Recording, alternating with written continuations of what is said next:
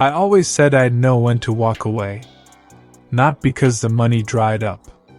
Not because I got caught. But because I could feel it, the edge of the game. The thin place where instinct fades and the job stops being clean. I wasn't one of those junkies who chased the rush. I wasn't in it for ego or blood. I stole for precision. For the art of it. The moment I couldn't guarantee perfection, I'd step off the board. I meant that. And then the phone rang. It was an old number. A New York area code I hadn't seen in over 15 years. No name. Just a pulse in the glass, vibrating like it knew something I didn't. I let it ring 5 times before I picked up. This is Gray. I hadn't used that name in years, but it came out easy. Like a coat I kept in the back of my closet, dusty, but still mine. The voice on the other end was clean. Unemotional. One job. Quiet. One night. Your hands only. That's all they said. No names. No location.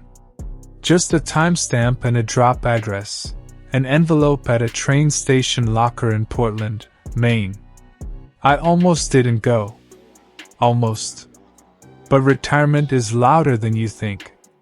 The silence starts to rot. And the money, no matter how much you have, never stops whispering. So I drove 6 hours through sleet and black road to a train station where no one knew my face. Inside locker 46B, I found a manila envelope sealed with wax. No return address. No fingerprints. Inside, a dossier. The job was simple. A private vault under a boutique financial firm in Vermont. Off books, unregulated, favored by clients who didn't want their assets traced or taxed. The kind of place that stores bearer bonds, anonymized crypto hardware wallets, and hand-signed art certificates worth millions. The kind of place built on secrecy and silence. It had a rotating skeleton crew. No uniformed guards. No digital logging. Cameras that backed up once a week to an off-site drive. Inside that vault, in a safety container labeled BX79, was a black steel case. The instructions were clear. Do not open the case. Do not scan it. Do not delay. Target retrieval window, 2:11 a.m. to 2:19 a.m. Extraction team provided. You're the inside man. I should have walked. The timing was too clean. The payout, $500,000, too generous for the risk. But it was the way they'd written the file that hooked me. No names. Just roles. And one of those roles said Driver B. Gray. My last name. Not the alias. The real one. That's when I knew. It wasn't just a job. It was personal. And I was already in. The rendezvous point was a warehouse on the outskirts of Montpelier, Vermont. No signage. No heat. Just an empty loading dock under dead fluorescent lights. I got there early. Checked the lines. Counted the cameras. Watched the way the snow fell without melting on the roof, which meant the inside was cold and used. At 1:12 a.m., a matte black van pulled up. Tinted windows. Unmarked plates. Low hum. Professional. It stopped exactly 5 feet from me. Driver's side door opened. And that's when I saw her. She stepped out in boots that didn't crunch on the ice, wearing a dark wool coat and gloves that fit like skin. She didn't speak. Didn't need to. Because I knew that walk. I'd seen it once, 15 years ago, in the mirror, on the day I left the life. Her face was leaner now. Harder. But the eyes? The same. Sharp. unforgiving. "You're early," she said. Her voice didn't shake. Mine almost did. "So are you. Let's not make this complicated. Wouldn't dream of it." She walked around the van, opened the side door. Inside, the gear was laid out just like I would have prepped it myself. EMP disruptor kit, jammer packs, burner phones presynced and timestamped to the second. Everything was efficient. Perfect. Just like she'd been taught. But not by me. "Who brought you in?" I asked. She didn't answer. "Did you know it was me?" Still nothing. "Do they know who you are to me?" She paused then, just a blink. "They don't ask those kinds of questions anymore." Her name was Beth. She was my daughter. Not that I ever told anyone in the life. She'd been 6 when I disappeared. Too young to know what I was, but old enough to remember the shape of my silence. I thought I'd protected her by staying away. But here she was, gloves on, heart iced over, driving the getaway vehicle on what was supposed to be my last job. "This is a simple extraction," she said, changing the subject. "You go in alone. We exfil through the service tunnel. 10-minute window. You don't talk to the handlers. You don't touch the case. And you? I drive. That all you do? Tonight?" Yeah. I'd almost asked what she did every other night. But I didn't. Because I was afraid I'd recognize the answer. I entered the building at 2:11 a.m. sharp. The snow muffled everything. Footsteps, wind, even thought. Security was light. As expected. They weren't guarding money. They were guarding secrets. The kind that don't make headlines. The kind that make people disappear. The access badge worked without hesitation. Too smooth. The security keypad on the sublevel door used a 6-digit pattern. Old model, surface oil still visible. Someone had typed it recently. Not standard protocol. Which meant someone else had been here before me. Tier 3 was colder than I remembered in the schematics. Metal walls. Floor sensors built into the tiles. Cameras in the corners. But I'd seen their loop rotation in the packet. Calibrated exactly 3 seconds out of sync. Enough for me to vanish between frames. The case was where they said it would be. BX79. Black. Steel. Matte finish. No markings. Except there was a symbol on the handle. Scratched in. Not part of the design. Just 3 lines. Intersecting at uneven angles. I knew that mark. I hadn't seen it in 20 years. It was the identifier for Project Ashfield. I froze. Because Ashfield wasn't a job. It was a burn file, an experimental behavioral modification program run in secret across 5 countries. Coded children. Memory erasure. Predictive modeling. Stuff even the spooks were scared to touch. I only saw it once, in a briefing I wasn't supposed to read. And now it was in my hands. The instructions said not to open the case.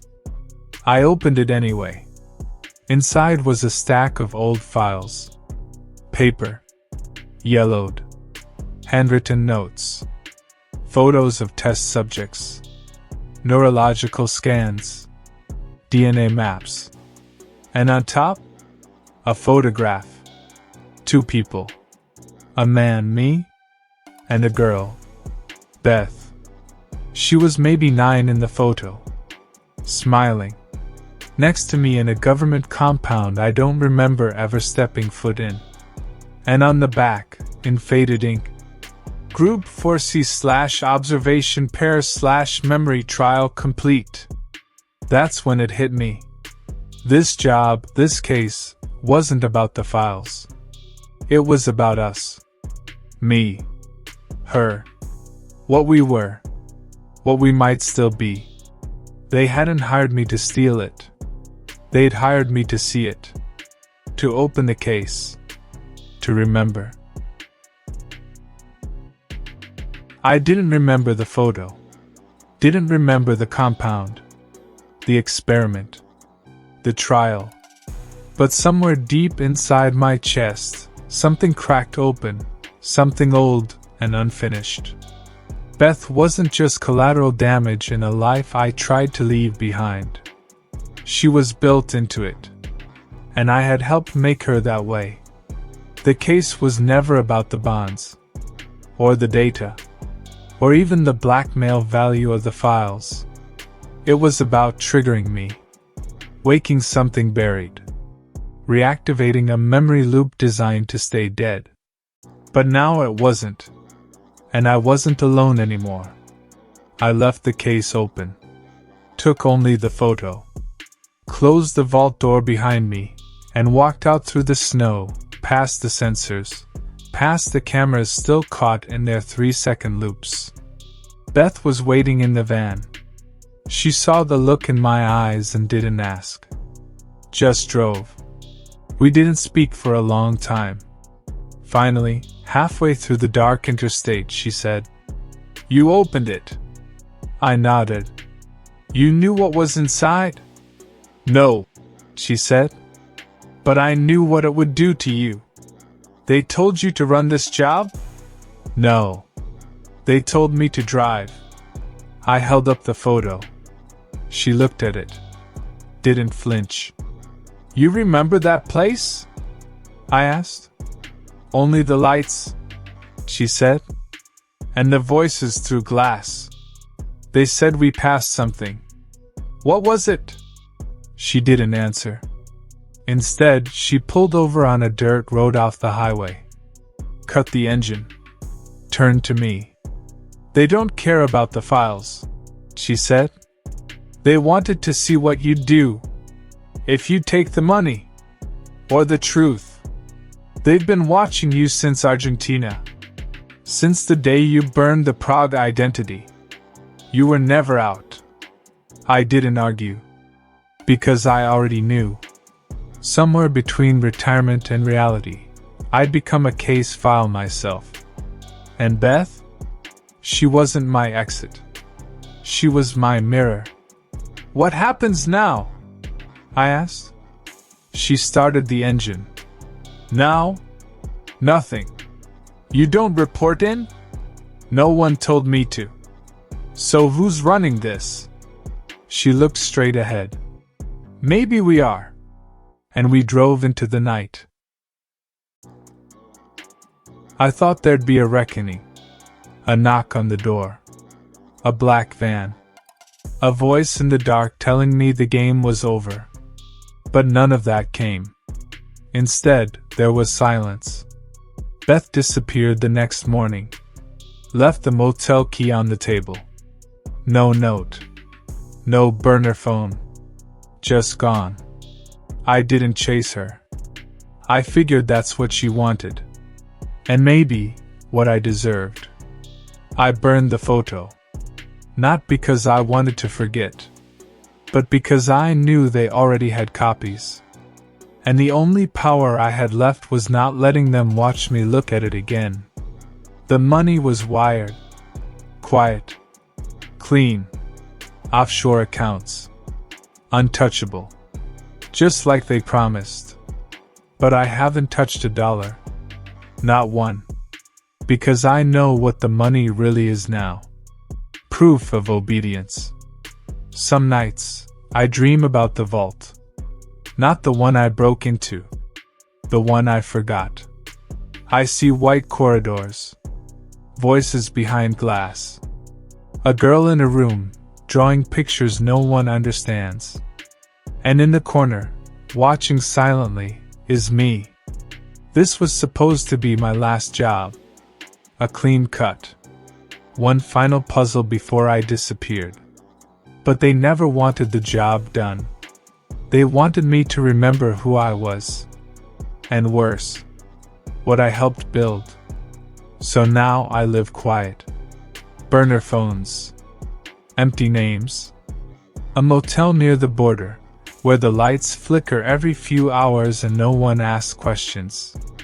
I don't plan anymore. I wait. Not for revenge. Not for redemption. Just for the next call. Because I know it's coming.